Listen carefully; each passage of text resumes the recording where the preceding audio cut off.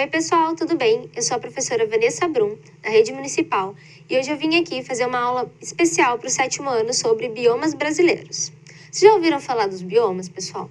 Bom, aqui eu trouxe um mapinha para vocês darem uma noção. Esse mapinha tá bem dinâmico, muito bonito, onde a gente mostra as principais características dos biomas aqui. Vocês conseguem reconhecer algum?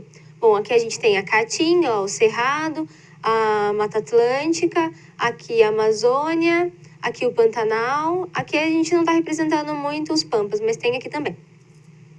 Aqui o mapa mais... Aqui um mapa que vai mostrar a separação, as divisões certinhas. E esse é os biomas que a gente tem no Brasil, pessoal. A gente vai começar falando da Amazônia. Vocês já devem ter ouvido falar, né, nos jornais, na televisão. Bom, a Amazônia, pessoal, é a maior floresta tropical equatorial do mundo. Ela também apresenta muita diversidade, muita biodiversidade, muita vida. E ela abrange a maior bacia hidrográfica do mundo. A vegetação do bioma amazônico, ela se divide em alguns ecossistemas, como a mata de terra firme, a várzea e o igapó. E a gente também tem na Amazônia um clima quente e úmido. E eu trouxe algumas imagens de alguns animais para vocês darem uma olhada, ó.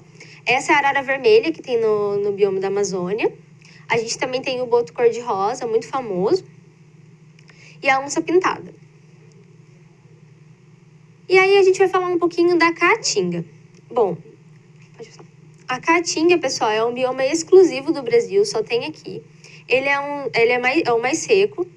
E por que ele é mais seco? Por causa dos baixos índices pluviométricos, ou seja, por causa da pouca chuva que a gente tem lá. Os rios, eles são intermitentes. O que quer dizer um rio intermitente? São rios que, assim, na época de chuva, ele se forma. E aí tem água no seu curso. Mas na época de seca, ele não vai ter água lá. Ele vai secar e o rio vai sumir. Isso é um rio intermitente, tá? A vegetação, ela é xeromórfica. O que é isso? Que nome esquisito, né? Bom, é uma vegetação adaptada ao clima semiárido, que é o caso da Caatinga. E aqui alguns animaizinhos bonitos de lá. A gente tem a arara azul e o cachorro do mato. Belezinha, né? E a gente também tem esse calango de cauda verde muito famoso de lá. E aí a gente vai falar um pouco agora do cerrado. Bom, nessa imagem eu trouxe uma foto do cerrado com gado, por quê? Hoje em dia, o cerrado, pessoal, ele é o bioma mais devastado pela ação humana. E tudo por causa da plantação de soja, principalmente, né, do agronegócio da soja, e também para fazer pasto. Bom, o cerrado é conhecido também como a savana brasileira, e ele também tem uma grande biodiversidade, e uma característica principal do cerrado é o ciclo de queimadas naturais, tá? Bom, eu falei ciclo de queimada natural.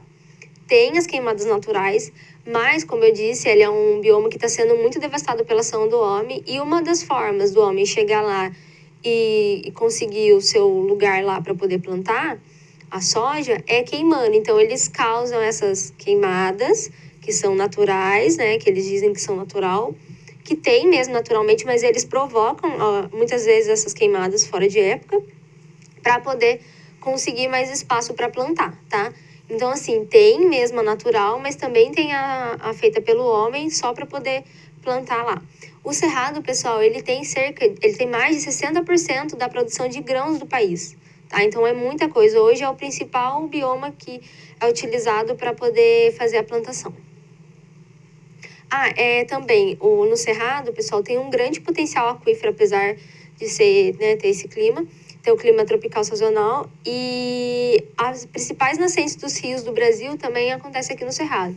É um bioma muito importante, mas é muito desvalorizado e é muito utilizado para o agronegócio de forma, assim, chega a ser até agressiva. Alguns animais que vivem no Cerrado é o lobo-guará, e a gente também tem a siriema, tá, pessoal? Um outro bioma muito legal que a gente vai falar é a Mata Atlântica. Bom, ela é a região costeira, como vocês viram naquela imagem, pega toda a região litorânea do Brasil. Hoje em dia, restam menos de 10% da mata nativa, pessoal, mas por quê? Bom, como eu falei, o cerrado atualmente, ele é o bioma mais devastado pelo homem. Mas no passado, não tão distante assim, foi a Mata Atlântica. E ela foi trucidada, assim, foi completamente devastada, tanto que hoje resta menos de 10%. E a vegetação dela era do tipo umbrófila. O que é esse nome esquisito? Umbrófila. Bom, a vegetação umbrófila é aquela que tem as folhas perenes, ou seja, o ano todo as folhas estão lá verdinhas, elas não caem. A gente tem também uma parte da floresta estacional, que essa sim é quando cai as folhas, né, em algumas estações do ano. A gente também tem mangue, restinga e campos de altitude. E o clima é tropical úmido, por isso também a gente tem a floresta umbrófila, que a gente fala que é amiga da água, amiga da chuva. Um dos animais que a gente tem é o mico-leão dourado, que está ameaçado de extinção por causa dessa, né, devastação na Mata Atlântica, no bioma. E a gente também tem o muriqui do norte, também nessa região. E aí a gente vai falar agora um pouco do Pantanal, pessoal. Bom, o Pantanal, ele é a maior área alagada, o maior bioma alagado do mundo. Está entre as maiores planícies, também tem grande biodiversidade. Ele é muito influenciado por outros biomas por causa da região dele ali, da localização. Muitos, por exemplo, a água lá da Cordilheira dos Andes, que derrete, ela chega até essa área, então ela é bem mantida. Ela acolhe a bacia hidrográfica do Rio Paraguai, e o clima dele é tropical. Essa região, pessoal, também está sendo muito devastada. A gente não fala tanto disso, mas ela é muito devastada por causa da extração de ouro, extração de diamante, tá? Um dos animais que tem nessa região é o tuiuiu. Na verdade, o tuiuiu é, assim, a cara do Pantanal. É o animal, assim, que representa o Pantanal. E a gente tem também o cervo do Pantanal, muito bonito. E agora a gente vai falar um pouco do Pampa. O que é o Pampa, pessoal? Também é conhecido como Campos Sulinos.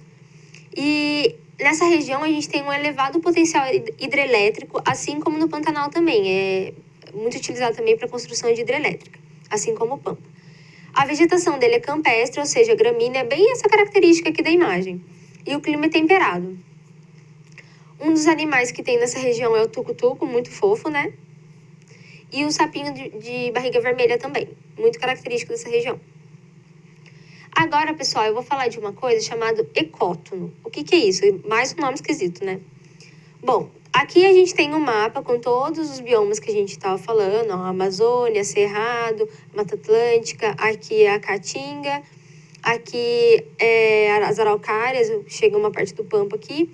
E vocês estão reparando que tem essa parte cinza aqui? O que é essa parte cinza? São as áreas de transição. Bom, aqui a gente tem, por exemplo, a Amazônia e o Cerrado. Tá vendo que tem essa área de transição aqui? Por quê? Não é... a transição não é assim, aqui é Cerrado, aqui é Amazônia. Não é assim. Tem essa diferença, tem essa graduação ali entre elas. Isso para todos os biomas. E a gente chama de ecótono. Um exemplo de ecótono é entre a Amazônia e a Caatinga, que é muito famoso, chamado de Mata dos Cocais, tá? Extensas florestas de palmeiras, assim como é nessa foto. E o clima, né, nessa Mata dos Cocais é mais úmido que na Caatinga, né? Então, como ele vai variar um pouquinho ali entre os dois biomas. A floresta se torna também mais exuberante porque ela vai se tornando mais úmida do que na Caatinga, vai ficando mais úmido, né? Aqui, pessoal, é a transição entre o Cerrado e a Amazônia. Então, aqui a gente tem a parte da Amazônia, aqui a gente tem a parte do Cerrado, e aqui, ó, a gente tem a área de transição, formada por matas secas, porque ele está longe do curso dos rios, então não tem muita água ou umidade. Então, essa é uma floresta mais de mata seca. E aqui a gente tem a transição do Cerrado para Caatinga, ou ecótono do Cerrado para Caatinga, que é essa região aqui.